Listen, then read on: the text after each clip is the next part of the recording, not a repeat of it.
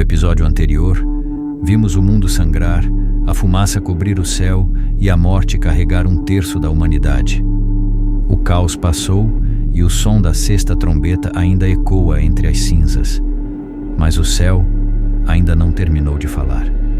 De repente, o barulho do abismo se cala e algo começa a descer do alto. Não é mais fumaça, não é destruição, é glória, é autoridade. João levanta os olhos e vê um anjo forte descendo do céu, vestido de nuvem, com um arco-íris sobre a cabeça, o rosto como o sol e os pés como colunas de fogo.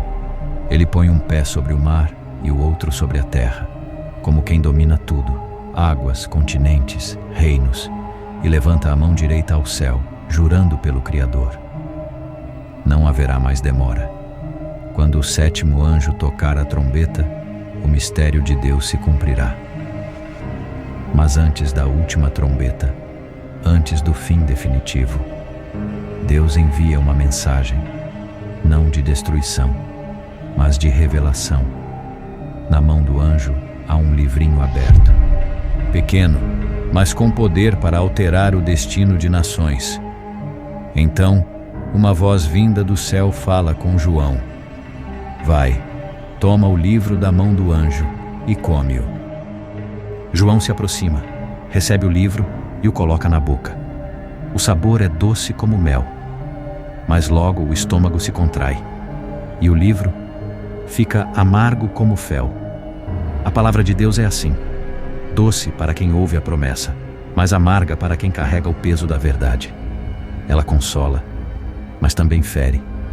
Ela salva, mas primeiro confronta. Sabe esse livrinho? Guarde essa informação, porque mais adiante você vai entender o que ele significa. João, exilado em Patmos, saboreia a revelação do céu, mas agora ele sente o peso do ministério, o doce da esperança e o amargo do juízo.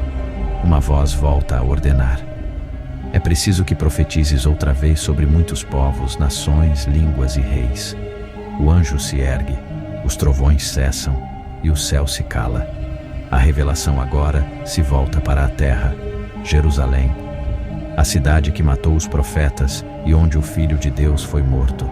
Agora é palco da última profecia.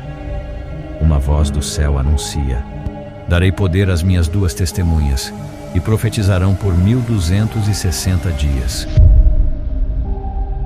2 homens aparecem, vestes simples, rostos firmes, olhares que atravessam o tempo. Eles não vêm em nome de governos, vêm em nome do Altíssimo, e onde eles pisam, o pecado treme, e o mundo escuta, por bem ou por medo. De suas bocas sai fogo, o céu se fecha, as águas viram sangue, a natureza obedece, os que zombam adoecem, e os que tentam tocá-los caem. Teólogos explicam: essas testemunhas simbolizam a voz profética de Deus, a palavra e o Espírito, o poder da lei e da graça, a presença da igreja fiel em meio ao caos. Alguns teólogos creem que sejam Moisés e Elias, alguns outros creem que sejam Elias e Enoque, e outros que representam todos os que não se dobraram ao sistema. Mas o que importa é que enquanto elas falam, o mundo inteiro ouve e odeia. Governos os chamam de terroristas religiosos. Pessoas os chamam de loucos apocalípticos. Mas o inferno os teme. O mundo diz: eles precisam morrer. E mesmo hoje, ainda há quem odeie a verdade com essa mesma fúria, quem ridiculariza o que é santo, quem celebra o erro e zomba do certo. Porém, ainda há quem ouve, quem assista e sinta o coração bater diferente. E é por isso que essa série existe, para quem ouve mesmo quando o mundo não quer mais saber de Deus. Se essa mensagem toca o teu espírito, curte, compartilha e fortalece essa missão. Porque o que vem agora vai estremecer a alma. Chega o dia, o tempo se cumpre, o mundo já não suporta mais ouvir. A besta sobe do abismo e o sistema se volta contra as testemunhas. Eles são cercados, encurralados, ridicularizados, presos, torturados e mortos.